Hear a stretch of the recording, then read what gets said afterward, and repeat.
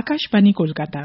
এবার শুনবেন করোনা সংক্রমণ ও তার প্রতিকার নিয়ে আকাশবাণী কলকাতার সংবাদ বিভাগ প্রযোজিত বিশেষ সচেতনতামূলক অনুষ্ঠান করোনা ক্লিনিক। আজকের অতিথি মনোরোগ বিশেষজ্ঞ ডক্টর জয়দীপ আচার্য। আজ শুনবেন সাক্ষাৎকারটির দ্বিতীয় পর্ব। তৃতীয় পর্ব আগামীকাল। সাক্ষাৎকার নিচ্ছেন সঞ্জয় দত্ত। ডক্টর আচার্য, একটা প্রশ্ন অনেকে করেন, ধরুন আমরা যদি কলকাতা থেকে একটু আশপাশের শহরতলির দিকে যাই, এরকম বহু জায়গা চোখে পড়ে যেখানেতে মাস্কের কোনো বালাই নেই, মানুষজন মাস্ক পরছেন না, হাটে বাজারে ভিড় করছেন, এমনটা আমরা প্রায়শই দেখি। এখন অনেকেরই প্রশ্ন যে ডাক্তারবাবুরা মাস্কের উপর এত গুরুত্ব আরোপ করছেন, কিন্তু এই যে এত মানুষ মাস্ক পরেন না, কই তাদের তো করোনা হতে দেখি না, তাহলে পরে আদৌ মাস্ক পরাটা কতটা প্রয়োজনীয়? আমরা যখন এই করোনা ভাইরাসটা ফার্স্ট আমাদের দেশে আস্তে আস্তে ধরা পড়ছে, লোকজনের ধারণা ছিল যে এই ভাইরাসটা হচ্ছে গিয়ে আপার সোশিও ইকোনমিক স্ট্রেটা, মানে হচ্ছে উচ্চ শ্রেণীর লোকেদের এই হচ্ছে আর কারুর হচ্ছে না, এরকম একটা ধারণা ছিল। কিন্তু এই ধারণাটা যে একেবারেই ভুল। ভাইরাস কখনো কোনো শ্রেণীর মধ্যে পার্থক্য করে না। সেই ভাইরাস বেসিক্যালি যেটা করে সেটা হচ্ছে গিয়ে ও একটা প্রপার হোস্ট, মানে একজন প্রপার ক্যারিয়ার খোঁজে, সেখানটায় সেই ভাইরাসটা গিয়ে অ্যাটাচ করে গিয়ে তারপরে সেখানে সে তার বংশবৃদ্ধি ঘটায় এবং তারপরে সেই মানুষটা আবার ছড়ায়। তো এই ধারণা একেবারেই নেই যে এটা আমার হচ্ছে ওর হবে না, ওর হচ্ছে আমার হবে না, এরকম নয় কখনোই। এইবারে গ্রামের দিকে অনেকেরই ধারণা আছে যে মাস্ক আমরা পরছি না, কই করোনা ভাইরাস তো আমাদের নেই, আমাদের হবে না। এটা প্রথম দিকে হয়তো যুক্তিসম্মত ছিল, তার কারণ হয়তো এই রোগটা যে মেইনলি মেট্রোপলিটন সিটিজ গুলোতে কনসেন্ট্রেট করেছিল, সেই মেট্রোপলিটন সিটিতে তখন অলরেডি লকডাউন ঘোষণা হয়ে গেছে। তখন আমাদের মধ্যে পপুলেশনের মিক্সিং যেটাকে বলে, মানে গ্রামের থেকে শহরে আসা বা শহর থেকে গ্রামে যাওয়া, এই বিষয়টা খুব একটা ছিল না। তার কারণ তখন ট্রেন এবং অন্যান্য ইন্টার ডিস্ট্রিক্ট বাস ইত্যাদি এগুলো সব বন্ধ হয়ে গেছে। কিন্তু এখন যখন সবটাই খুলে যাচ্ছে, আমরা যখন আবার আস্তে আস্তে নিজেদের স্বাভাবিক লাইফে ফিরছি, এই সময় আমাদের পপুলেশনের মিক্সিংটা খুব ফ্রিলি হচ্ছে। তো এই মুহূর্তে আমরা নিশ্চয়ই একটা কথা শুনেছি যেটা হচ্ছে অ্যাসিম্পটোম্যাটিক ক্যারিয়ার, মানে এমন একজন মানুষ যার মধ্যে এই ভাইরাসটা রয়েছে কিন্তু তার মধ্যে কোনো রোগের সিমটমস দেখা যাচ্ছে না এখনো। এইবারে সেই মানুষটা কিন্তু খুব দক্ষভাবে সেই রোগটা ছড়াতে সক্ষম। আমি যদি বলি, আমি একটা লাইনে দাঁড়িয়ে আছি, আমিও একটা উদাহরণ দিই। আমাদের এখন এই স্বাস্থ্যসাথীর কার্ড দেওয়া হচ্ছে, সেখানে প্রতিটি মানুষই খুব আগ্রহী হয়ে যাচ্ছেন। ধরুন আমার পাশেরই যে ব্যক্তি, সে হয়তো নেসোফ্যারিংস, মানে যেখানটায় করোনা ভাইরাসটা মেনলি লজ করে, মানে নাকের একটি অংশে, সেইখানে সেই করোনা ভাইরাসটা লজ করে আছে এবং সেইখানটায় সে ওই ভাইরাসটা বহন করছে, সে কন্টিনিউয়াসলি নিঃশ্বাস নিচ্ছে আর নিঃশ্বাস ছাড়ছে, তার মধ্যে দিয়ে কয়েকশো এরকম ভাইরাস বাইরে আসছে। এবারে আমি যদি মাস্ক না পরি, তাহলে এই যে ভাইরাসটা আদান প্রদান হচ্ছে, এই ভাইরাসটা অটোমেটিক্যালি আরেকটা সুস্থ মানুষের মধ্যে গিয়ে পেনিট্রেট করবে এবং সেই মানুষটাও ওই ভাইরাসটাকে বহন করে নিয়ে তার বাড়িতে যাবে। হতেই পারে অনেক এরকম লোক আছে যার মধ্যে কোনো সিমটমস নেই এবং সে ভাবছে আমার তো করোনা ভাইরাস হচ্ছে না, আমার ভয় পেয়ে লাভ কি। কিন্তু আমরা যদি এবারে আরেকটি পিকচার দেখি, যে ওই যে মানুষটি স্বাস্থ্যসাথীর কার্ডটার জন্য আবেদন দিয়ে সে বাড়িতে গেল এবং তার বাড়িতে একজন বয়স্ক ব্যক্তি রয়েছেন যার 70 বা 75, তার বাবা হতে পারে, দাদু হতে পারে, যে কেউ, সেই ব্যক্তি বাড়িতে রয়েছে এবং তার সাথে বসে একসাথে খাওয়া দাওয়া গল্প এগুলো করলো। হঠাৎ 2 দিন 3 দিন পর থেকে এরকম একটা সিমটমস তার মধ্যে আসতে শুরু করলো যে তার হঠাৎ করে জ্বর আসছে, গা হাত পা ব্যথা বা কাশি। মানে আমি বলতে চাইছি যে আমার অজান্তেই আমি আমার প্রিয়জনের কাছে সেই ভাইরাসটা বাইরের থেকে নিয়ে আসলাম এবং যখন সেই মানুষটা অসুস্থ হলো তখন আমি নিজে বুঝতেও পারছি না যে এই সিমটমসটা হঠাৎ করে আসলো কেন, আমরা তো এত প্রিকশন নিয়েছি, কারুর হচ্ছে না। এই জায়গাটাই মাস্কের গুরুত্ব।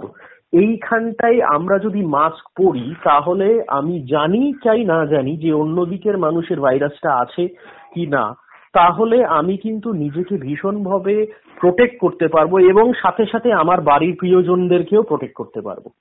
আমার মাস্ক পরাটা ইজ প্রিকশনারি, মানে আমি জানি না জানি তাতে কিছু যায় আসে না, কিন্তু আমি নিজেকে প্রোটেক্ট করছি যাতে আমার মধ্যে সেই ভাইরাসটা কোনোভাবে না আসে, বা আমার দ্বারা আমার প্রিয়জনরা বা আমি যাদেরকে সঙ্গে মিট করছি তাদেরকেও যেন আমি আমার অজান্তে ভাইরাসটা ছড়িয়ে না দিই। আর এইভাবেই আমরা over a period of time, মানে ধরুন একটা 6 মাস 1 বছর যদি আমরা এরকম একটা হাইপোথেটিক্যাল সিচুয়েশন ধরে নিই যে পুরো একটা পপুলেশন মাস্ক পরে গেছে ডিসিপ্লিন ওয়েতে, তাহলে আমার বিশ্বাস এই ভাইরাসটা এখন যে জায়গায় দাঁড়িয়েছে তার থেকে অনলি 1-2% হয়তো এই সমাজে থাকবে উইদাউট ভ্যাকসিন, যদি জিনিসটাকে এরকম ডিসিপ্লিন ওয়েতে আমরা মেনটেন করতে পারি। তো অবশ্যই আপনি ভারী চমৎকার করে বোঝালেন মাস্কের উপযোগিতা। আর একটা জিনিস জানতে চাইবো যে মাস্ক ডিসপোজাল ব্যাপারটা কিভাবে করা যায়, এটা যদি একটু বলেন। মাস্ক তো অনেক ধরনের হয়। যদি আমি বলি যে N95 মাস্ক, যেগুলো সরকার বলছেন যে সবার পক্ষে ওটা ইউজ করা সম্ভবও নয় আর প্রয়োজনও নেই।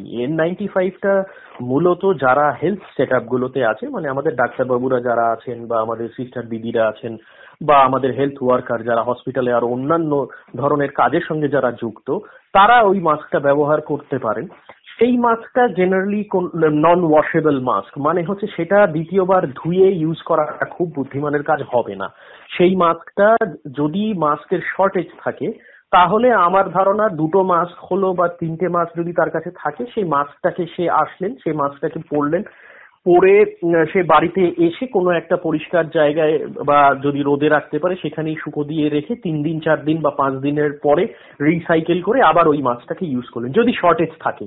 আর আইডিয়াল সিচুয়েশন যদি সেই মাস্কটা পর্যাপ্ত পরিমাণে অ্যাভেলেবেল থাকে তাহলে ইমিডিয়েটলি সেই মাস্কটা তার ডিউটি হয়ে যাওয়ার পরে ওখানে আমাদের হসপিটালে বিভিন্ন কালার কোডিং আছে, বিভিন্ন কালার কোডিং এর মধ্যে যে স্পেসিফিক কোডিং আছে সেই কোডিংয়েই আর কি ওই ডিসপোজেবল ওয়েস্ট বক্সে ওই মাস্কটাকে খুব স্বাস্থ্যসম্মতভাবেই রাখা হয় এবং তারপরে ওটাকে প্রপার চ্যানেল ডিসকার্ড করে দেওয়া হয়। এবারে আসি সাধারণ মানুষের ক্ষেত্রে। সাধারণ মানুষ যারা, আমরা দেখেছি যে একটা নীল রঙের একটা সার্জিক্যাল মাস্ক পাওয়া যায়, সেই মাস্ক একখানা।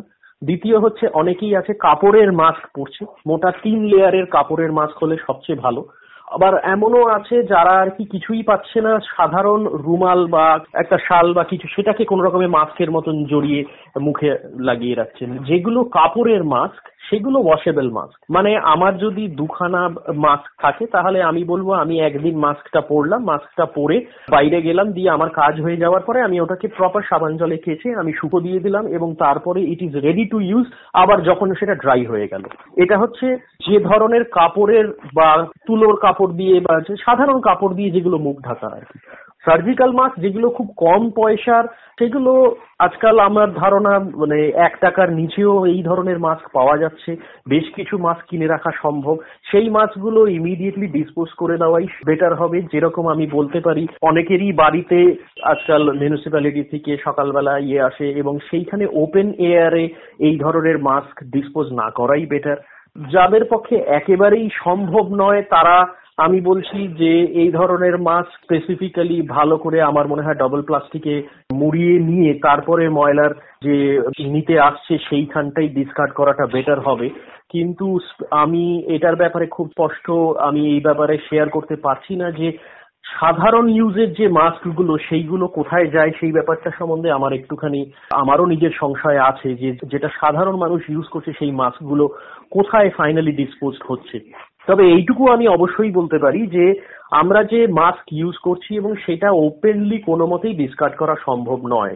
যেটা সাধারণ বুদ্ধি বলে যে সেই মাস্কটা বাড়িতে কোনো প্রপার জায়গায় ডাস্টবিনে ফেলা, তারপরে যদি কোনো উপায় না থাকে কোনো প্লাস্টিকে ভালো করে পেঁচিয়ে নিয়ে আলটিমেটলি যখন কোনো ময়লা আসছে তাকেই ওইখানে ডিপোজিট করে দেওয়াটাই বেটার। এবং সেটা তারপরে যদি কোনোভাবে প্রসেস থাকে সেটাকে মনে হয় ইনসিনারেট করা, মানে হচ্ছে পুড়িয়ে দেওয়াটাই সবচেয়ে বেস্ট পদ্ধতি হবে। কিন্তু এটা লার্জ স্কেলে কিভাবে হচ্ছে এটা নিয়ে আমারও সংশয় আছে। শুনলেন আকাশবাণী কলকাতার সংবাদ বিভাগ প্রযোজিত বিশেষ সচেতনতামূলক অনুষ্ঠান করোনা ক্লিনিক।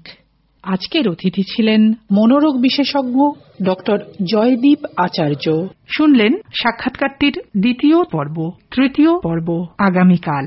সাক্ষাৎকারটি নিলেন সঞ্জয় দত্ত। অনুষ্ঠানটি শুনতে লগ অন করুন আমাদের ফেসবুক পেজ আকাশবাণী সংবাদ কলকাতায়।